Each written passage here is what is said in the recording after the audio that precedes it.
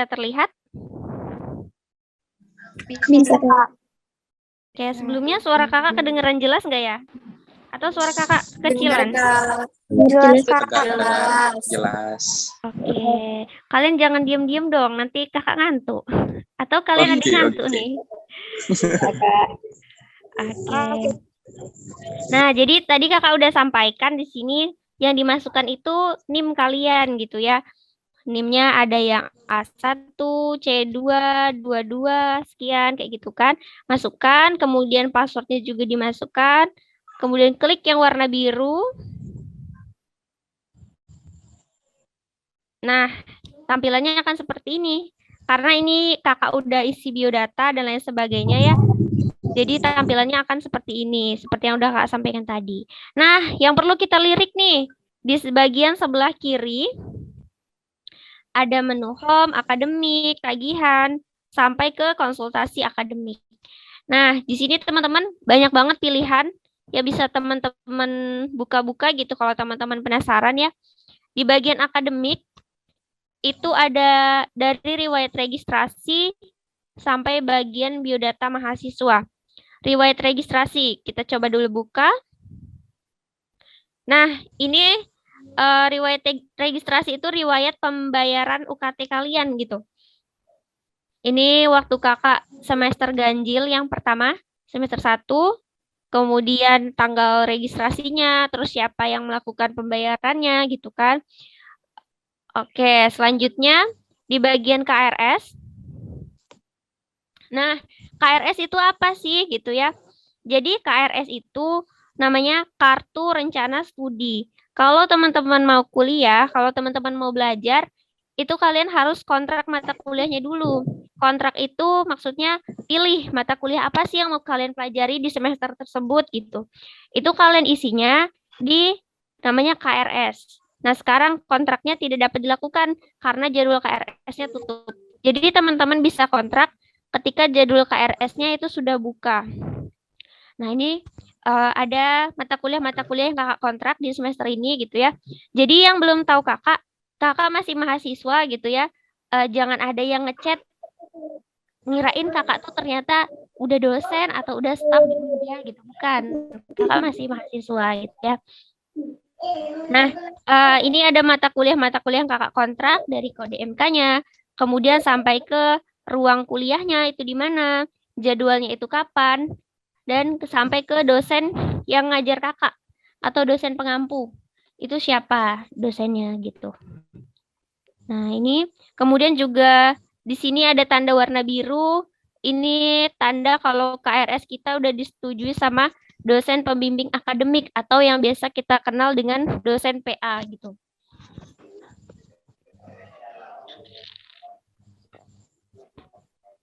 Nah, dosen PA ini sama seperti orang tuanya teman-teman gitu di kampus. Jadi teman-teman kalau ada masalah apa atau ada masalah akademik gitu yang berhubungan dengan kampus, teman-teman bisa curhat sama dosen PA-nya gitu. Kemudian untuk masalah KRS ini juga teman-teman harus minta persetujuan dosen PA-nya gitu. Baru teman-teman bisa kuliah. Nah, ini udah. Terus ini ada jumlah SKS-nya. Kemudian ada IP juga gitu ya.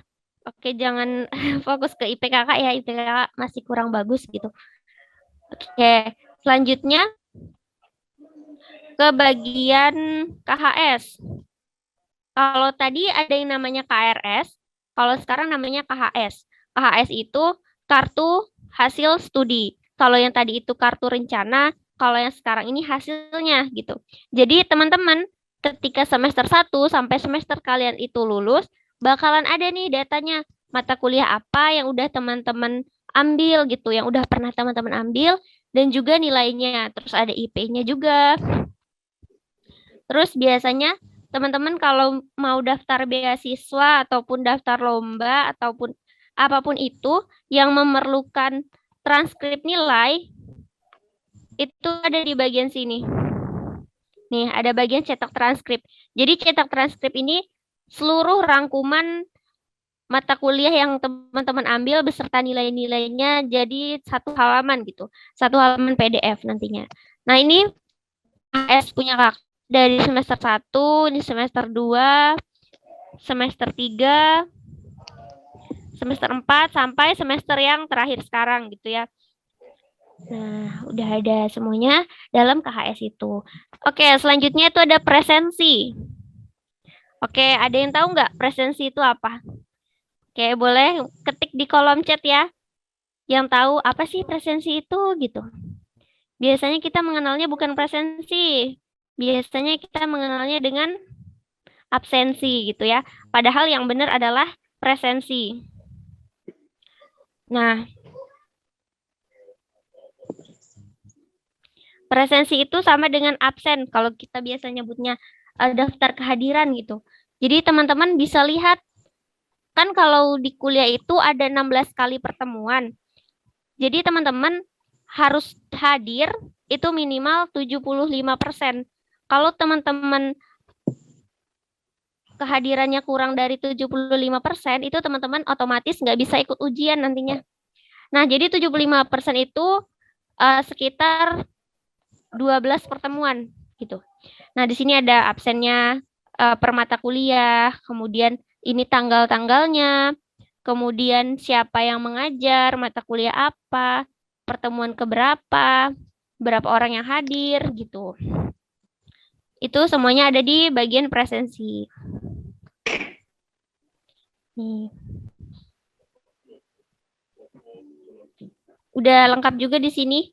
Bukan cuman mata kuliah, tapi ada nama dosennya, ada ruangnya di mana, jadwalnya kapan, berapa jumlah SKS-nya gitu. Jadi kakak dari tadi nyebut-nyebut yang namanya SKS. Mungkin teman-teman ada yang masih nggak tahu gitu ya, SKS itu apa, maksudnya apa, 2 SKS 2.00 itu apa gitu. Jadi teman-teman kita maksimal mengambil mata kuliah jumlahnya sebanyak 24 SKS. Kalau yang IP-nya di atas 3 atau IP-nya sama dengan 3 gitu. Kalau di bawah itu teman-teman nggak bisa ngontrak sebanyak 24. Nah, ini jumlah SKS-nya. Jadi, satu SKS itu kakak lupa pastinya sekitar 40 sampai 50 menit satu SKS-nya itu. Jadi kalau ini ada 2 SKS, berarti tinggal dikalikan 2 aja gitu. Berapa? Kira-kira 80 menit lah ya gitu. Atau 1,5 jam kurang. Oke, di bagian presensi udah. Selanjutnya ada namanya kurikulum. Nah, kalau kalian udah klaim siakat, kemudian penasaran kalian kira-kira selama kuliah bakalan belajar apa aja sih gitu. Teman-teman bisa lihat di bagian kurikulum, itu ada rangkuman seluruh mata kuliah teman-teman dari awal maru, dari awal maba, sampai teman-teman lulus nanti gitu. Sampai yang terakhir yaitu skripsi gitu ya. Kalau yang ngambil S1, skripsi gitu yang terakhir. Oke. Ini rangkuman seluruh mata kuliahnya. Kemudian ada bagian KTM, sertifikat mahasiswa, daftar perpustakaan. Nah, ini biodata mahasiswa yang tadi kakak bilang. Nah, ini di bagian biodata tadi ya. Kemudian di sini juga ada menu tagihan. Ini tagihan UKT gitu. Nah, ini tagihannya berapa? Kemudian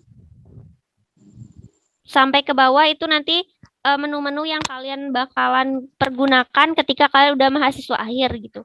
Mungkin yang ada KKN gitu di program studinya itu di bagian Kukerta, kemudian ada yudisium nantinya sebelum wisuda gitu. Ada wisuda juga dan lain sebagainya. Tapi selama kalian maba ini sampai nanti menjelang semester akhir, itu yang sering teman-teman pergunakan adalah menu akademik. Jadi kalau teman-teman masih ada yang belum paham gitu seputar akademik, harapannya gitu nanti ketika dibuka sesi pertanyaan teman-teman ada yang bertanya gitu. Siapkan pertanyaannya, mau nanya apa sih nanti gitu ya. Terus tadi kakak ada sempat singgung masalah cetak KTM, sertifikat dan lain sebagainya ini. Kita buka bagian cetak KTM. Oke, jadi KTM itu apa sih gitu ya? KTM itu kartu tanda mahasiswa. Kalau kita itu sebagai warga negara, kita punya namanya KTP, kartu tanda penduduk. Kalau kita sebagai mahasiswa, kita punya namanya KTM, kartu tanda mahasiswa. Nah, ini bentuk KTM-nya. Jadi teman-teman biasanya KTM ini dipergunakan untuk misalnya teman-teman mau daftar beasiswa, daftar lomba, mau bikin anggota perpustakaan gitu ya. Kemudian lain halnya, banyak halnya gitu. Yang lain, teman-teman tetap perlu yang namanya KTM ini, teman-teman. Nah, jadi kalau kalian udah isi biodata, udah ganti foto profile, baru teman-teman bisa ke menu cetak KTM ini gitu. Nah, cetak KTM-nya ini pakai foto, ada fotonya gitu. Fotonya ini boleh foto pakai almet ataupun foto pakai kemeja putih tapi pakai dasi hitam.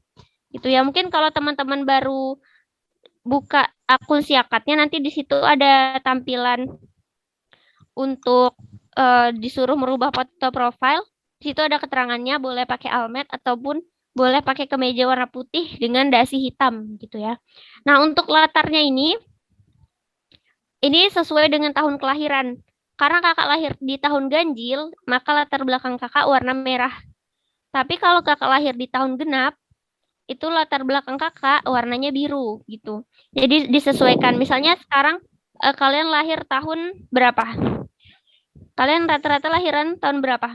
2003, Kak. 2003. 2004 Kak. 2002, Kak. Oke, banyak ya rata-rata 2004 yang kakak dengar. 2006 Kak. Jadi kalau 2004 itu ganjil atau genap? Genap. Genap. Oke, kalau genap warnanya apa? Kak, genap. Biru. Oke, kalau genap warnanya biru. Kalau ganjil warnanya merah ya. Merah. Jadi yang lahir tahun 2003 boleh latar belakangnya warnanya merah. Untuk yang lahirnya 2004 boleh latar belakangnya warna biru. Gitu. Nah, teman-teman kalau mau lahin KTM atau diminta bukti KTM-nya sama pihak kampus atau siapapun itu, pastinya teman-teman susah kan ya, harus punya bentuk fisiknya gitu, harus dicetak. Nah, pasti ada juga yang bertanya-tanya, Kak, kalau cetak KTM itu dari kampus ya, Kak? Kampus yang nyetakin ya, nanti ngambilnya di mana, Kak? Kayak gitu. Banyak yang nanya kayak gitu ke kakak. Jadi, solusinya teman-teman bisa cetak ini menjadi bentuk seperti bentuk KTP gitu. Kalau teman-teman mungkin kebingungan, nanti kakak bisa bantu untuk masalah cetak KTM ini, boleh nanti PC kakak atau DM IG kakak gitu. Atau DM IG H Unja juga bisa, nanti bakal dibantu. Caranya gimana? Oke, biasanya cetak KTM ini harganya itu 10.000 aja teman-teman gitu. Bentuknya kayak KTP. Udah dalam bentuk kartu gitu, udah ada nama teman-teman. Sama seperti apa yang ditampilkan di sini.